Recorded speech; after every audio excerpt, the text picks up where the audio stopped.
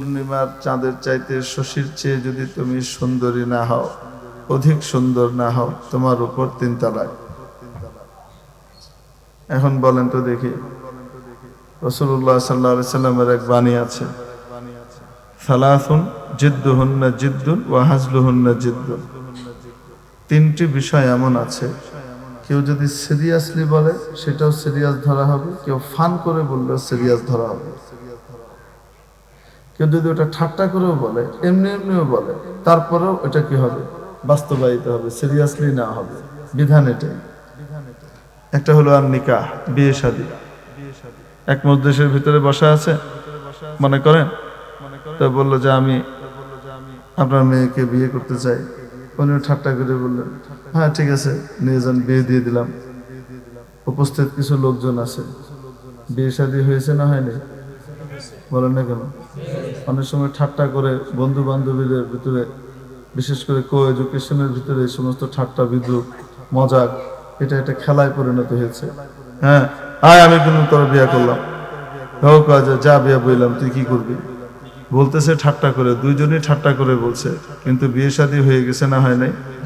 উপস্থিত লোকজন যেহেতু 2 জন লোকও যদি উপস্থিত থাকে তো কি হয়ে যাবে? বিয়ে হয়ে যাবে।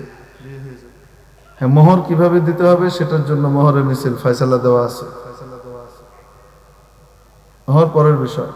এই যে ঠাট্টা করে এই সমস্ত কথাবার্তাগুলো আমাদের কিশোর কিশোরীরা, যুবক যুবতীরা মাঝে মাঝে বলে ফেলে, তারপরে তো বিয়ে হয়ে যায়। এখন বিয়ে হয়ে যাওয়ার পরে এই মেয়েটা তো একজনের বিবাহিতা স্ত্রী, পরবর্তীতে যখন অন্য জায়গায় বিয়ে হয় তার তো খবরও নেই সে আরেকজনের বউ। পরবর্তীতে বিয়ে হলে সেই বিয়ে হয়, অন্য বউকে কেউ বিয়ে করলে বিয়ে হবে? বলেন না কেন? এই জন্য কথাবার্তা বলার সময় খুব সতর্ক থাকা লাগে। রাসূলুল্লাহ সাল্লাল্লাহু আলাইহি ওয়াসাল্লাম 3টা বিষয় বলেছেন, যে 3টা বিষয় কেউ যদি সিরিয়াসলি বলে তাও সেটা সিরিয়াসলি নেওয়া হবে, আর যদি কেউ এটাকে ঠাট্টা করে ফান করে বলে তো সেটাও কি হবে, ফান ধরা হবে না, সিরিয়াসলি নেওয়া হবে। এই 3টার ভিতরে একটা হলো বিয়ে শাদী। বিয়ে শাদীর জন্য ওই যে আমরা বানায় রাখছি, বলেন কবুল, বলেন কবুল, বলেন কবুল, হেফজখানার ছাত্রদের মতো ঘুরে ঘুরে ঘুরে ঘুরে একই আয়াত বারবার পড়তে হবে, তারপরে হেফজ হবে। বিয়ে কি হেফজ করার জিনিস?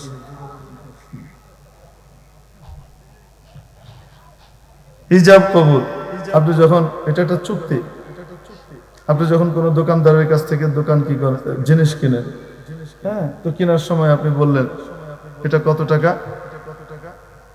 তো উনি বললেন 100 টাকা। তো আপনি বললেন ঠিক আছে দেন, আমি কিনলাম। এটা কয়বার বলা লাগে? ঠিক আছে দেন, ঠিক আছে দেন, ঠিক আছে দেন, 3 বার কওয়া লাগে? বলেন না কেন? হ্যাঁ, 3 বার কওয়া লাগে। আচ্ছা 100 টাকা, ওকে ওকে ওকে, 3 বার কওয়া লাগে। কেউ যদি এরকম করে তো তখন দোকানদার বলবে এই লোকের থেকে সাবধান, যে কোনো সময় পাবনায় যাবে কিন্তু। ঠিক কি ঠিক না? তো বিয়ে শাদীও তো একটা এরকম চুক্তি, লেনদেনটা যেমন একটা চুক্তি, কেনা বেচা, এরকম বিয়ে শাদীও একটা চুক্তি। এই চুক্তির সময় 3 বার বলতে হবে, আর ভাব ধরে 15-20 জন অনেক লোক থাকতে হবে, এই পক্ষের ওই পক্ষের বহু লোক থাকতে হবে। তারপরে কাজী মহোদয় তাশরিফ আনবেন খাতা কলম নিয়ে বগলে করে, তারপরে উনি বিশেষ করে ইজিন নেওয়ার জন্য একবার বেডির কাছে ঢুকে যাবেন। এই বেডি কি তার মাহরাম না গায়রে মাহরাম? মেয়ের কাছে যে ধুম করে ঢুকে যায়, ইজিন নিতে হবে। হ্যাঁ, মা বলেন আপনি, হ্যাঁ মাশাআল্লাহ, খুব চমৎকার ইজিন চলতেছে। মানে বিয়ে শাদীর নামে যে পরিমাণ খোরাফাত আর অন্যায় গুনাহের কাজ আমরা করি, এই রকম গুনাহের কাজ কোন ইবাদতকে নিয়ে করা হয় না, অথচ বিয়ে শাদী একটা ইবাদত। বিয়ে শাদী শুধু সাধারণ একটা চুক্তির মতো না, একটা কি, নবীজি সাল্লাল্লাহু আলাইহি সাল্লাম এই ইবাদতের ব্যাপারে কি পরিমাণ গুরুত্ব আরোপ করেছেন, যে বিয়ে করা আমার তরিকা, আমার সুন্নত, সামর্থ্য থাকা সত্ত্বেও, শর্ত পুরা হওয়া সত্ত্বেও অযথা কেউ যদি এটাকে ইগনোর করে, বিয়ে করব না, এটাকে নাক ছিটকায়,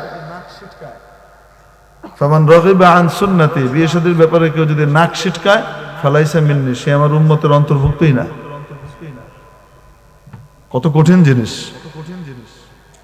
বিয়ে শাদী, কেমন ইবাদত, নামাজ আপনি পড়ছেন, শেষ হয়ে গেল, শেষ। রোজা রাখছেন, মাগরিবের সময় আপনার ইফতারের সময় হয়ে গেছে, চাইলেই কি আপনি আরো 3 ঘন্টা বাড়ায় রোজা লম্বা করতে পারবেন? বলেন না কেন? সূর্য ডুবে গেছে, রোজা শেষ হয়ে গেছে, এখন তাড়াতাড়ি খাওয়া দাওয়া করে ইফতার করেন, এরকমই তো নাকি? সময় শেষ, ইবাদতটাও শেষ। বিয়ে শাদী এমন এক ইবাদত যে একবার আগ্ধ হওয়ার পর থেকে যতদিন এই বিবাহ টিকে আছে ততদিন সে ইবাদতের ভিতরে আছে। এটা এমন একটা ইবাদত, সাধারণ ইবাদত না। নবীজি সাল্লাল্লাহু আলাইহি সাল্লাম হাদিস শরীফের মধ্যে বলছেন, যে ব্যক্তি বিয়ে করলো সে ঈমানের অর্ধেক পুরা করে ফেললো, বাকি অর্ধেক পুরো করবার জন্য সে যেন আল্লাহকে ভয় করে। তাহলে ঈমানের অর্ধেক নিহিত রয়েছে কিসের মধ্যে? বিয়ে শাদীর মধ্যে। অর্থাৎ ঈমানের যে দাবি, ঈমানের যে দাবি, কার গোলামি করা?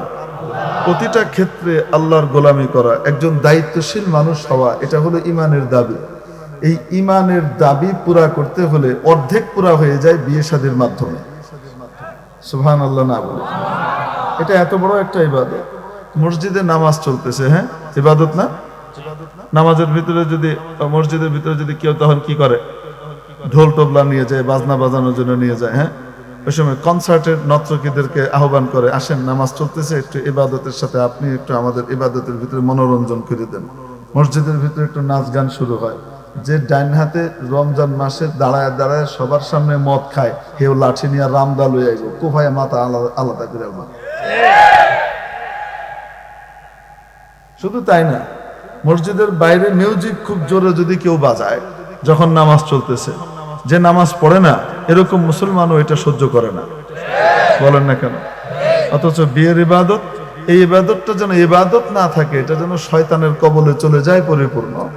এই ইবাদতটাকে নষ্ট করবার জন্য, জীবনের সমস্ত সুখ শান্তিকে নষ্ট করবার জন্য শয়তান এটাকে এমন সুন্দর সিস্টেমে আমাদের সামনে উপস্থাপন করেছে যে নাচ গান ছাড়া, গুনাহ করা ছাড়া যেন বিয়ের মজাই পূর্ণ হলো না।